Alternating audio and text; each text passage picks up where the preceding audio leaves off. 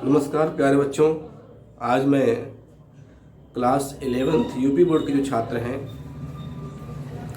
उनके सिलेबस में निर्धारित सूरदास के पद लेकर मैं इस वीडियो में उपस्थित हूँ। आज मैं सूरदास के 2 विनय के पद और 1 वात्सल्य के पद की व्याख्या इस वीडियो में करूँगा और इसके पश्चात जो भ्रमर गीत है, भ्रमर गीत की व्याख्या मैं अगले वीडियो में करूँगा। जैसे कि आप जानते हैं, सूरदास भक्ति काल के किष्ट काव्य धारा के अंतर्गत आते हैं। सूरदास ने अपने काव्य में श्री कृष्ण को आराध्य मान करके अपने पदों का सृजन किया है। सूरदास का यह कहना है कि श्री कृष्ण ही एक ऐसे ईश्वर हैं जो संसार के प्राणियों को, उनके दुख दर्द को, उनकी पीड़ा को समाप्त कर सकते हैं। सूरदास ने श्री कृष्ण के बाल सौंदर्य का जो वर्णन किया है वह हिंदी साहित्य में बेजोड़ है। आचार्य रामचंद्र शुक्ल ने यह भी कहा है कि सूरदास वात्सल्य का कोना कोना झांकाए हैं। कहने का मतलब यह है कि सूरदास ने श्री कृष्ण के बाल छवि का जो वर्णन किया है अपने पदों में, ऐसा वर्णन और किसी रचनाओं में नहीं मिलता है। साथ साथ उन्होंने विनय के पद भी लिखे हैं, भ्रमर गीत भी लिखा है। इनकी 3 रचनाएं मुख्य रूप से मानी जाती हैं। वैसे तो कहा जाता है कि इनके द्वारा लिखित 25 ग्रंथ हैं, लेकिन इस समय जो है 3 ही ग्रंथ उपलब्ध हैं: सूरसागर, सुरसारावली, साहित्य लहरी। इनके सबसे प्रसिद्धि का जो ग्रंथ है वो है सूरसागर। सूरसागर में कहा जाता है कि 1.25 लाख पद हैं, 1.25 लाख पद, लेकिन इस समय जो उपलब्ध हैं वो है 9 से 10,000 पद। सूरसावली में 1160 छंद हैं और साहित्य लहरी ये दृष्टिकूट पद में लिखा गया है, यानी कठिन शब्दों का प्रयोग इसमें किया गया है। सूरदास ने ब्रज भाषा का प्रयोग किया है अपने काव्य में। भक्ति काल में 2 ही भाषा लगभग ऐसी थी, ब्रज और अवधी। तो ब्रज भाषा का बोलबाला आदि काल से लेकर के आधुनिक काल तक चलता है, यानी आपको हिंदी साहित्य में अत्यधिक रचनाएं जो हैं ब्रज भाषा में ही मिलेंगी। तो सूरदास ने भी अपने साहित्य या पद का सृजन का जो माध्यम बनाया है वो ब्रज भाषा बनाया है। तो आज हम इस वीडियो में आपके syllabus class 11th UP board के सिलेबस में निर्धारित 2 विनय के पद हैं, 1 वात्सल्य के पद हैं। तो आज हम तीनों पद की व्याख्या इस वीडियो में करेंगे। ये मैंने आपके सामने दिया है, विनय एवं वात्सल्य के पद, कवि Surdas, class 11th UP board. विनय के 2 पद जो है मैंने यहाँ संकेत लिख दिया है, अब के राखी ... जय जय के प्रधान। इसका जो अंतिम पद का जो अंतिम शब्द है उसको मैं लिख दिया है। दूसरा है मेरो मन ... कौन दुहावे। और फिर वात्सल्य का जो 1 पद आपके सिलेबस में है, हरिजू की बाल छवि ललित लरखनी। ये 3 पदों की व्याख्या मैं इस वीडियो में करूँगा। आइए चलते हैं। पहले हम पद का वाचन करेंगे तो उसके पश्चात व्याख्या करेंगे। अब पढ़ाने का तरीका ही होना ही चाहिए। अब के राख ले भगवान, हो अनाथ बैठे द्रुमडरिया पार साधे बान। ताके डर में भजियो चाहत, ऊपर ढको सचान। दुहु भात दुख भयो आन यह, कौन उबारे प्राण। सुमृत ही अचड़ अहि डस्यो पारधी, कर छूटो संधान। सूरदास लगे सचाने, जय जय के पाए धान। इस पद में सूरदास ने भगवान की दयालुता का वर्णन किया है। इस तरह ईश्वर जो है अपने भक्त की रक्षा करते हैं। अगर उनका भक्त जो है सच्चे मन से अपने प्रभु को याद करता है तो भगवान उसकी रक्षा जरूर करते हैं। इस पद में एक पक्षी जो है वृक्ष की शाखा पर बैठा हुआ है, वृक्ष की डाल पर बैठा हुआ है। नीचे एक बहेलिया जो है बाण साधे हुए है और ऊपर एक बाज मंडरा रहा है। बाज सचार मतलब होता है बाज, बाज मंडरा रहा है। और इस समय जो पक्षी वृक्ष की डाल पर बैठा हुआ है उसके प्राण संकट में है और किस तरह से ईश्वर को स्मरण करता है और उसकी रक्षा हो जाती है। आइए देखते हैं हम लोग। अब के राख ले हूं भगवान। वृक्ष की डाली पर बैठा हुआ पक्षी कहता है अब के राख ले हूं भगवान, हे भगवान आप मेरी रक्षा कीजिए, मेरी रक्षा कीजिए। हो अनाथ बैठो तुम डरिया पार साधेवान। मैं दुम होता वृक्ष डाला डाल, हो अनाथ बैठे तुम डरिया। दुम मतलब होता है वृक्ष, डरिया मतलब होता है डाल या शाखा। बैठो मतलब बैठा हूँ, अनाथ मतलब अनाथ की तरह। कह रहे मैं वृक्ष की डाल पर अनाथ की तरह बैठा हुआ हूँ। पार साधेवान और नीचे जो है पार मतलब बहेलिया, जो बहेलिया शिकारी है वो बाण साधे हुए है। ताके डर में बचे चाहत, मैं उसकी डर से भागना चाहता हूँ, उसकी डर से मैं भागना चाहता हूँ ऊपर को चाल। लेकिन मैं देखता हूँ कि ऊपर जो है बाज, सचा मतलब बाज, बाज जो है मंडरा रहा है। दोहूं भाग दुख भयो आनिया, मुझे दोनों तरफ से दुख मिल रहा है। नीचे से जब देखता हूँ तो बहेलिया दिखाई देता है, जब ऊपर देखता हूँ तो बाज दिखाई देता है। इस तरह से मुझे दोनों तरफ से मुझे दुख मिल रहा है। कौन उबारे प्राण, ऐसे घोर संकट में मेरी प्राणों की रक्षा कौन करेगा। सुमृत ही अहिदस्यो पारती कर छोटो संतान। जैसे वह पक्षी सच्चे मन से भगवान का स्मरण करता है, सुमृत ही, सुमृत मतलब स्मरण करना, अहि मतलब सर्प। कह रहे जैसे ही वह ईश्वर का स्मरण करता है, अहि डस्यो पारथी, अहि मतलब होता है सांप या सर्प। डस्यो मतलब डस लेता है, पारथी मतलब बहेलिए को। जैसे ही वह सच्चे मन से ईश्वर को याद करता है तो वही उसी समय एक सांप जो है वो पारधी यानी शिकारी या बहेलिया को डस लेता है। करी छूटो संधान, और उसके हाथ से बाण छूट जाता है। सूरदास लगे सचाने जय जय कपे धान। सूरदास जी कहते हैं उसके हाथ से बाण छूट करके सर लगे सचाने, बाज के सिर में जाके लगता है, बाज के सिर में जाकर लगता है। और ऐसे में दोनों की मृत्यु हो जाती है।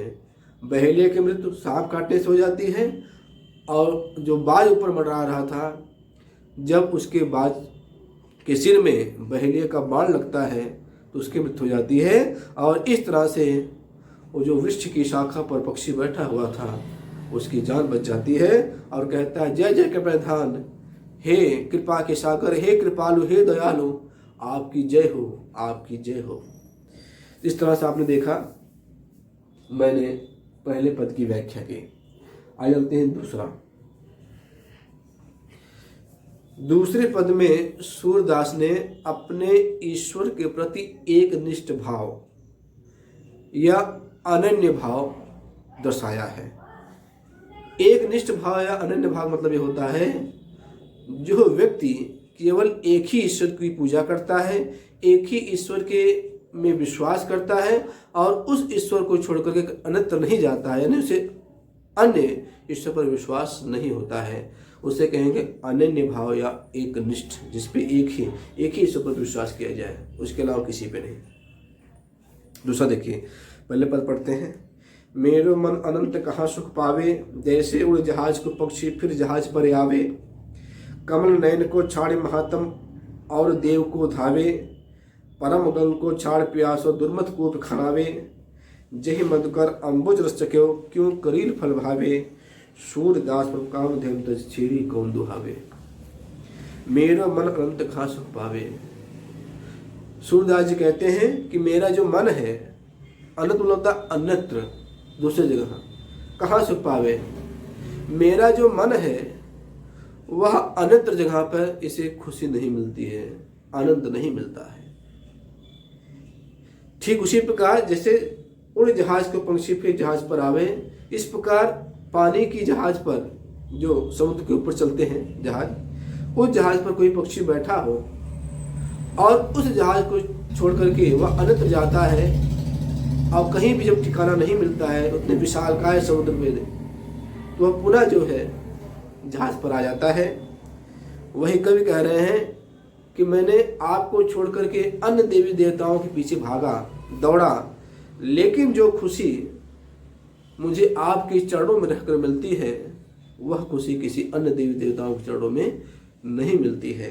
कह रहे हैं जैसे उड़े जहाज का पक्षी फिर जहाज पर आवे, जैसे जो जहाज का पक्षी होता है, जहाज पर बैठा हुआ जो पक्षी होता है वह छोड़ करके अन्यत्र जाता है लेकिन कहीं उसे ठिकाना नहीं मिलता है और पुनः जहाज पर आ जाता है, उसी प्रकार मैं अन्य देवी देवताओं के पीछे दौड़ा भागा, लेकिन जो खुशी, जो संतुष्टि, जो शांति मुझे आपके चरणों में मिलता है वह कहीं नहीं मिलता।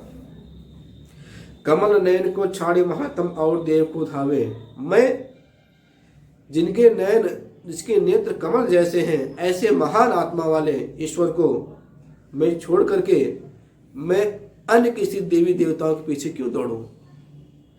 परम गंग को छाड़ प्यासो दुर्मत को खुनावे, मेरा हाल वैसे ही होगा जैसे कोई प्यासा व्यक्ति हो और प्यासे व्यक्ति के पास परम पवित्र पानी गंगा नदी प्रवाहित हो रही हो, उस पवित्र नदी के पानी को छोड़ करके कोई मूर्खी होगा जो कुआं खोदेगा अपने प्यास बुझाने के लिए, वो मूर्खी है। सूरदास जी कहते हैं अगर कोई अत्यंत प्यासा व्यक्ति हो और उसके पास ही पवित्र स्वच्छ गंगा नदी प्रवाहित हो रही हो और उस पानी को छोड़ करके वह मूर्ख जो है अगर कुआं खोदना शुरू कर दे अपने प्यास बुझाने के लिए, तो उससे बड़ा मूर्ख कोई नहीं है। यानी कवि ये कहना चाहता है कि मेरे जो ईश्वर हैं वह जो है गंगा नदी के समान पवित्र, निर्मल और निरंतर लोगों की सेवा करने वाले और अपने भक्तों की रक्षा करने वाले ऐसे हैं।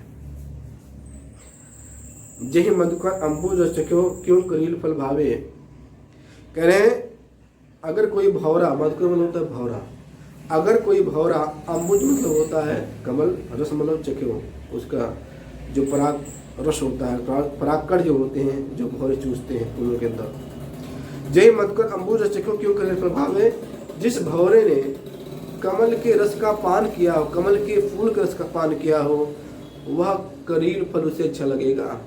करील फल जो होता है वो तीखा होता है, कड़वा होता है। तो जिस भौरे ने कमल के फूल के रस का पान किया हो, क्या वो करील के फल को चखेगा? नहीं। सूरदास प्रभु कामधेनु तच्छेरी कौन दुहावे, सूरदास जी कहते हैं मेरे पास कामधेनु जैसे वरदान को पूर्ण करने वाली जैसे ईश्वर हमारे पास है, इस प्रकार कामधेनु जो होती है वह मनुष्य के इच्छित इच्छाओं को पूर्ण करती है। कामधेनु गाय वह केवल दूध ही नहीं देती बल्कि मनुष्य की कामनाओं को पूर्ण करती है। जिसके पास कामधेनु जैसी गाय हो वह जो है, छीरी मतलब होता है बकरी, बकरी क्यों पालेगा। यानी कहने का मतलब है, सूरदास जी कहते हैं मेरे पास भगवान श्री कृष्ण जैसे आराध्य हैं जो भक्तों की पीड़ा को हमेशा दूर करते रहते हैं, उनकी देखभाल करते हैं, उनकी रक्षा करते हैं। तो ऐसे में कौन जो है अन्य देवी देवताओं के पीछे भागेगा। ठीक है। और दूसरा कह रहे हैं कि हे प्रभु, जिसके पास कामधेनु जैसी गाय हो जो आपके समस्त कामनाओं को पूर्ण करती हो, ऐसी गाय को छोड़ करके कौन अपने घर में बकरी बांधेगा और उसका दूध दुहेगा? कोई नहीं। इस तरह से मैंने आपको दूसरा पद की व्याख्या बताई। आइए देखते हैं वात्सल्य के पद। इन दोनों में जो है भक्ति रस है, शांत रस है, ब्रज भाषा है, रूपक अलंकार है, उपमा अलंकार है, ये सब इसके वर्णन है। ठीक है। और पहले पद में इसमें सूरदास जी ने ईश्वर के प्रति दया जो भक्त के प्रति दिखाते हैं उसका वर्णन किया है, यानी ईश्वर की दयालुता का वर्णन किया है, ईश्वर की कृपालुता का वर्णन किया है। और दूसरे में यहाँ पर सूरदास जी ने ईश्वर के प्रति एक निष्ठ भाव और एक अनन्य भाव को प्रदर्शित किया है। और तीसरा देखते हैं वात्सल्य। वात्सल्य का मतलब होता है जहाँ पर माता पिता के प्रति, माता पिता जब बच्चों के प्रति जो प्रेम दिखाते हैं, माता पिता अपने बच्चों के प्रति जो प्रेम दिखाते हैं वह वात्सल्य प्रेम के अंतर्गत आता है। मैंने आपको वात्सल्य रस पढ़ाया था, आप वहाँ से देखिए, पढ़िए और समझिए। अगर वात्सल्य रस का उदाहरण देखना हो तो तीसरा उदाहरण है आपका वात्सल्य रस। वात्सल्य देखिए, हर जो की बाल छवि कहो बरनी, सकल सुख की शिव कोटि मनोज शोभा हरणी, भुज भुजंग सरोज नयनी, बद विद्युत लरणी, रहे विवरण सलिल नभ, उपमा अपर दुर्धरणी, मंज मेचक मृदुल तन अनुहरत भूषण भरणी, मनहु सुभग श्रृंगार शस्त्र फरो अद्भुत फरणी, चल पद पदबिंबनी आगन घुटरवन करणी, जल संपूर्ण सुभग छवि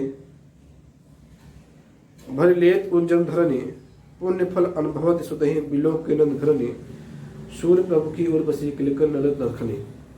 आइए हम इसकी व्याख्या देखते हैं। तो ये तीसरा वाला है जो मैं व्याख्या करने जा रहा हूं।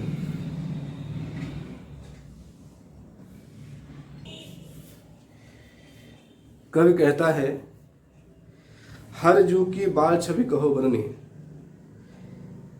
जो हरि हैं, हरि मतलब श्री कृष्ण, श्री कृष्ण के बाल छवि, छवि मतलब सौंदर्य या आभा कह सकते हैं। करें श्री कृष्ण के जो बाल सौंदर्य है कहो बरनी, मैं उसका वर्णन कहाँ तक करूं। कि लिए उनकी जो सुंदरता है असीमित है, इसकी कोई सीमा नहीं है। मेरे पास उनके बाल सौंदर्य का वर्णन करने के पास मेरे पास शब्द नहीं है। हरि जीव की बाल छवि कहो बरनी। सूरदास जी कहते हैं कि मैं अपने श्री कृष्ण के बाल सौंदर्य का वर्णन मैं कहाँ तक करूं। सकल सुख की शिव कोट मनो शोभा हरणी, जो संपूर्ण सुखों की सीमा है। सकल मतलब संपूर्ण, शिव मतलब सीमा, जो जिनका सौंदर्य जो है, जब कोई सौंदर्य देख लेता है उनका तो वह कैसा है, संपूर्ण सुखों की सीमा, यानी जो सुखों की जो अंतिम सीमा होगी वो उनके सौंदर्य में दिख रही है। कोटि मनो शोभा हरणी, और जिनका सौंदर्य जो है करोड़ों कामदेव की सुंदरता को भी हरने वाला है। यानी इनकी सुंदरता के आगे, श्री कृष्ण के बाल सौंदर्य की सुंदरता के आगे करोड़ों कामदेव की सुंदरता जो है फीकी पड़ जाती है। भुज भुजंग सरोज नयनी, बदन विद्युत लरणी, इन्होंने सुंदरता में इनकी भुजाएं जो हैं सर्प को जीत लिया है। इनकी जो भुजाओं की जो सुंदरता है वह सर्प जो है फीका पड़ जाता है। सरोज नयनी, और इनके जो नेत्र हैं वो कमल से भी सुंदर हैं। बदन विद्युत लरणी, और इनका जो चेहरा है उन्होंने चंद्रमा को जीत लिया है। यानी भुजाओं में सर्प को जीत लिया है, नेत्रों में कमल से जीत लिया है, और मुखड़े में चंद्रमा को जीत लिया है। कहने का मतलब है इनकी जो भुजाएं हैं, इनके जो नेत्र हैं और इनके जो मुखड़े हैं वह जो है इनकी सुंदरता के आगे सांप, कमल और चंद्रमा भी पराजित हो गए हैं, यानी वो फीके पड़ते हैं। रहे विवरण सलिल उपमा अपर दुर्धरणी, इसलिए वे डर के मारे, जो सांप है वो बिल में चला गया, जो कमल है वो तालाब में चला गया, और जो चंद्रमा है वो आकाश में चला गया डर के मारे। अब उपमा अपर दुर्धरणी, और भी जितनी उपमाएं हैं वो सब डर के मारे कहीं छिप गई। मंजु मेचक मृदुल तन अनुहरत भूषण भरणी, मंजु मेचक कह रहे उनके जो केस हैं वो अत्यंत काले हैं। मृदुल तनु, और उनका शरीर जो है, मृदुल मतलब होता है कोमल, तनु का अर्थ होता है शरीर। कह रहे उनका जो शरीर है अत्यंत कोमल है। अनुहरत भूषण भरणी, और उन्होंने अपने कोमल शरीर पर जो आभूषण पहन रखा है वह आभूषण जो है उनके कोमल शरीर की सुंदरता को बढ़ा रहा है। मनहु सुभग श्रृंगार शिष्टर फरो अद्भुत फरने। कवि कह रहा है, इसमें उत्प्रेक्षा अलंकार है। मनहु, मैंने आपको बताया तो उत्प्रेक्षा अलंकार की पहचान, मानो, जनु, जानो, मनहु, जब ऐसे शब्द किसी सेंटेंस के बीच में दिखाई दें तो उत्प्रेक्षा अलंकार होता है। कह रहे हैं मनहु सुभग श्रृंगार शिष्टर फरो अद्भुत फरने। कह रहे हैं कि अपने कोमल शरीर पर जो उन्होंने आभूषण पहन रखा है, ऐसा लगता है जैसे कोई सुंदर छोटा सा वृक्ष हो। मनहु सुभग, सुभग मतलब सुंदर, श्रृंगार मतलब श्रृंगार, शिष्ट मतलब होता है छोटा, तर मतलब होता है वृक्ष। कह रहे उनके कोमल शरीर पर आभूषण ऐसे लग रहा है जैसे कोई श्रृंगार का छोटा सा वृक्ष हो, सुंदर श्रृंगार का छोटा सा सुंदर वृक्ष हो, और उसमें विभिन्न प्रकार के आश्चर्ययुक्त फल लगे हुए हों, ऐसा आभूषण उनके शरीर पर लग रहा था, जच रहा था। चलत पद पद्म आगर घुटनवन कने। कह रहे हैं जब वह मणि आंगन, मणियों से युक्त आंगन जो है नंद बाबा का, कह रहे मणियों से युक्त आंगन में जब घुटनों के बल चलते हैं, और घुटनों के बल चलते समय चलत पद प्रतिबिंब, और उनका जो पैर है और हाथ का जो प्रतिबिंब यानी परछाई उन मणिमय आंगन में जब पड़ती है, ऐसा लगता है कि जलज संपूर्ण सुभग छवि भर लेत उर्जन भरनी। जलज मतलब होता है कमल, संपूर्ण मतलब होता है दोना, सु मतलब सुंदर, छ मतलब आभा या सौंदर्य। कह रहे हैं कि जब वो मणियों से युक्त आंगन में पैरों और हाथ के बल, घुटनों के बल चलते हैं, तो ऐसा लगता है जैसे मानो धरती ने लेत उर्जन भरनी, मानो धरती ने अपने हृदय में उनके लिए बहुत सारे कमल के दोने खिला रखे हों उन्हें बैठाने के लिए, ऐसा लग रहा है। पुण्य फल अनुभवत सुतहि बिलोक के नंद घरन। जो नंद घरन, जो नंद बाबा की जो घर वाले ने यशोदा माता जो हैं, जब अपने सुतहि बिलोक की, जब इस तरह से क्रिया देखते हुए, उनकी क्रियाकलाप को देखते हुए जब अपने बेटों को देखती हैं तो पुण्य फल अनुभव होती, और उन्हें अपने पुण्य जन्म का जो पुण्य कर्म है, जो उन्होंने जो पिछले जन्म में जो अच्छे कार्य किए थे, आज उन्हें पुण्य के रूप में ऐसा सुंदर बालक, नटखट बालक मिला है। वो सोचती हैं कि मैंने पूर्व जन्म में कोई अच्छा कार्य किया होगा जो मुझे पुण्य के रूप में आज ऐसा सुंदर सा चंचल सा लड़का मुझे प्राप्त हुआ है। सूर्य प्रभु की उर्वशी किलिकल लखनी। सूर्य आज कहते हैं कि यशोदा के हृदय में प्रभु की किलकाले मार के हंसना और लड़खड़ा करके गिर जाना, ये यशोदा माता के हृदय में बस गया है।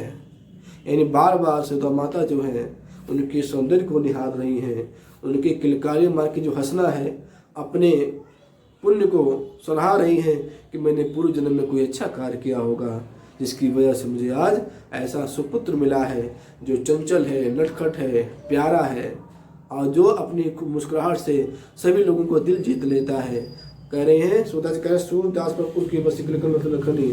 सूरदास जी कहते हैं कि यशोदा माता कहती हैं कि जो प्रभु का किलकारी मारकर हंसना और लड़खड़ा कर गिर जाना, जब चलते लड़खड़ा गिर जाते हैं, वो यशोदा माता के हृदय में बस गया है, यानी उन्हें बड़ा अच्छा लग रहा है। इस तरह से प्यारे बच्चों, मैंने वात्सल्य का जो एक ही पद आपके सिलेबस में है, ये मैंने इसकी व्याख्या की, और मुझे उम्मीद है कि आपको व्याख्या पसंद आएगी। तो लाइक करना बिल्कुल ना भूलें। अगर आपने अभी तक मेरे चैनल को सब्सक्राइब नहीं किया है, सब्सक्राइब करें और अपने दोस्तों यारों को भी शेयर करें, जिससे वो भी इस ज्ञान से लाभान्वित हो सकें। तो अगले नेक्स्ट वीडियो में मैं आपको इनके आपके 11th में जो सूरदास के भ्रमर गीत के जो पद हैं 4 से लेकर के 12 तक, इसकी व्याख्या मैं नेक्स्ट वीडियो में करूँगा, 4 से लेकर के 12 तक। ठीक है, तो आज के लिए बस इतना ही। स्वस्थ रहिए, प्रसन्न रहिए और निरंतर जो है पढ़ते रहिए, क्योंकि मैंने कई बार कहा है कि परिश्रम का और अध्ययन का कोई तोड़ नहीं है। अगर आपको जीवन में कामयाब बनना है, अच्छा इंसान बनना है, तो परिश्रम आपको करना पड़ेगा। तो आज के लिए बस इतना ही। मैं जल्द ही एक नए वीडियो के साथ आपके सामने उपस्थित होता हूँ। तब तक लिए धन्यवाद। जय हिंद, वंदे मातरम।